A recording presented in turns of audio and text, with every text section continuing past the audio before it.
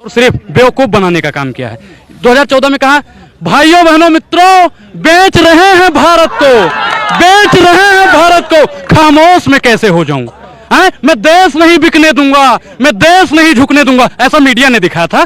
बल्कि प्रधानमंत्री जी ने कहा, उन्होंने कहा क्या था? रेल बेच दूंगा, तेल बेच दूंगा, सेल बेच दूंगा, खेत बेच दूंगा, खलिहान बेच दूंगा, और अगर जिसने हमसे सवाल पूछ लिया उसका चमड़ा भी बेच दूंगा। प्रधानमंत्री जी से आप सवाल पूछ लो, देशद्रोही साबित कर दिए जाओगे। किसान अगर सवाल पूछ ले, खालिस्तानी साबित कर दे देते हैं। अगर कोई दलित पूछ ले तो उनको नक्सलवादी कर देते हैं। अगर कोई मुसलमान सवाल पूछ ले तो उनको देशद्रोही और पाकिस्तानी कहने का काम अगर किसी ने किया है तो भारतीय जनता पार्टी ने किया है। मुसलमान कितने पत्रकार है रोज सवाल पूछते हैं? मोदी जी से पूछते हैं। आप बिल्कुल प्रधानमंत्री, एक चीज बताइए, प्रधानमंत्री के किसी भी नेता का आपने इंटरव्यू करा भी नहीं किया ना? और किसी भी में हिम्मत है भैया? है मोदी जी? आप आज तक को इंटरव्यू दे देते हो कि क्यों दलाली करता है। अब आप 5 टाइम्स को इंटरव्यू देकर देख लीजिए, प्रधानमंत्री जी ना भारत छोड़ के चले जाएंगे। अब कहां जाएंगे ये तो नहीं पता। इंटरव्यू दे दें आपको इंटरव्यू, मानते हैं, मानते हैं कि दे दें अगर हिम्मत है उनके अंदर। वो कहते हैं ना कि अरे भाइयों बहनों, मैं देश के लिए जीता हूं, भाइयों बहनों मैं देश के लिए करता हूं। मतलब देश पे एहसान कर रहे हैं मोदी जी, और देश के लिए किसी ने कुछ नहीं किया है। आप देश की जो मजबूत जो बेसिक मुद्दा है आप उसे उठाते हो, आप देश के लिए कुछ नहीं कर रहे हो। और प्रधानमंत्री जी करोड़ों रुपए का सूट बूट पहन के झूठ बोलते हैं, वो देश पर एहसान कर रहे हैं। ये बेईमानी है। कहते हैं ना 70 साल कांग्रेस ने लूटा, अब हम आगे देश को आगे ले जा रहे हैं। एक चीज बताइए, कहाँ लूट लिया कांग्रेस ने? कांग्रेस ने जितना बनाया है उतना भारतीय जनता पार्टी बेचने का काम कर रही है। IIT किसने बनाया? IIM किसने बनाया है? एम्स किसने बनाया? बताइए। बस किसने बनाया? ट्रेन किसने बनाया? और प्रधानमंत्री जी को सोचना चाहिए, जिस रेलवे स्टेशन में चाय ले लो, चाय चाय ले लो, चाय चाय बेची, वो रेलवे स्टेशन किसने बनाया? बताइए। 70 साल पहले अगर हम आ गए तो देश और कहाँ होता, आगे होता। अमन बेच देंगे और चमन बेच देंगे। भारतीय जनता पार्टी की अगर चाटुकार पत्रकार दलाली करते रहे तो एक दिन पूरा वतन बेच देंगे।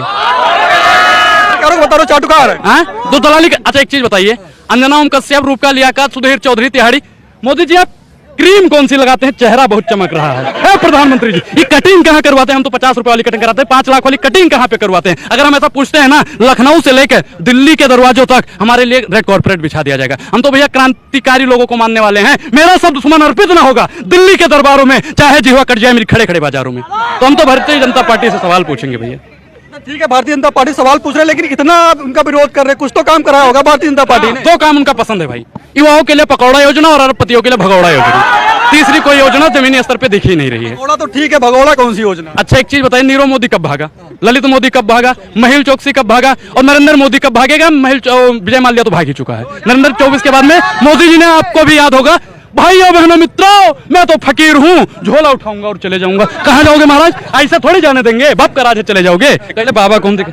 ईद बाबक मत कहे नहीं दिखाएंगे जी, ऐसे मत। अच्छा खाली प्लॉट पे कब्जा कर रहे हो, दिखाएंगे नहीं? हैं?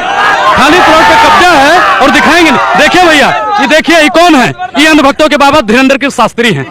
भैया देखिए, बालेश्वर धाम में हनुमान जी में मेरी आस्था है, क्योंकि हम सनातनी हैं। और इस धीरेन्द्र कृष्ण शास्त्री जो झूठा कब्जा करने की बात करता है, ऐसे व्यक्ति में हमारी कोई आस्था नहीं है। और ऐसे व्यक्ति को देश के गृह मंत्री जी जैसा के पापा संज्ञान लेकर जेल में डाल दें, क्योंकि महिलाओं के साथ में महिला सशक्तिकरण की बात सबसे ज्यादा करके। शास्त्री की आप बात कर रहे हो, कह रहे हमारा साथ तो हिंदू राष्ट्र बनाएंगे, भारत हिंदू राष्ट्र बनाएंगे। एक हिंदू गांव बना दीजिए जी, एक हिंदू मोहल्ला बना दीजिए। अपने भाई को जो ना संभाल पाया, जो घर ना बना पाया हो, वो हिंदू राष्ट्र का खाक बनाएगा। भारत इनके भाई जो थे बहुजन भाई के शादी में कट्टा लहरा रहे थे, सिगरेट ऐसे पी रहे थे जैसे लखनऊ में नवाब नहीं, वहीं पे नवाब मध्य प्रदेश में ही हूँ। महाराज इतनी बेशर्मी ऐसे क्या तो हिंदू राष्ट्र बने? भैया हम तो कह रहे हैं कि इस देश को संविधान राष्ट्र बनना चाहिए। और हिंदू राष्ट्र अगर बन जाएगा तो दलितों के लिए क्या सुविधा दी जाएगी? क्या सिलेंडर सस्ता हो जाएगा? क्या महंगाई दूर हो जाएगी? क्या बेरोजगारी, मतलब युवाओं को रोजगार मिल जाएगा और आजाद होकर आप पत्रकारिता कर पाएंगे? हिंदू राष्ट्र के 5 फायदे गिनवा दीजिए, मैं संविधान राष्ट्र के 50 फायदे गिनवाने के लिए। ज्यादा आंदोलन अगर कोई करने वाला है तो मोहनदास करमचंद गांधी। ठीक, उन्होंने अपनी पत्नी कभी नहीं छोड़ी है। कस्तूरबा गांधी को कभी छोड़े हैं?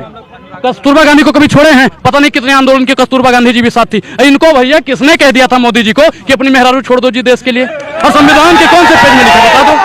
कहाँ पे लिखा है कि पत्नी छोड़ो और देश को जोड़ो? कहाँ लिखा है भाई? 40 करोड़ जनता को अपना परिवार माने। यहाँ पे 100 लोग लगभग खड़े हैं। किसने कहा था मोदी जी से कि पत्नी छोड़ दो? किसने कहा था? किसने कहा था बताओ?